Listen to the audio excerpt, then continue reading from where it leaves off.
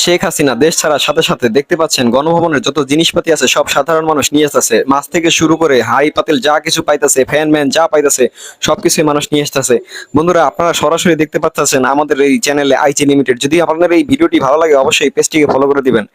দেখতে পাচ্ছেন বন্ধুরা, এই যে দেখতে পাচ্ছেন রিক্সায় করে গাড়িতে করে যে যেভাবে পারতাছে ফ্যান টেবিল চেয়ার যে যা পাইতাছে, গণভবনে যা আছে সংশোধনে যা আছে সবকিছু নিয়ে আইতাছে। এই ভাই দুইটা লেবু নিয়ে আইছে, আরেক ভাই দুইটা গ্যান্ডারি নিয়ে আইছে, মানে কোনো কিছু বাকি নাই, যেগুলা পাইতাছে সবগুলাই নিয়ে আইতাছে।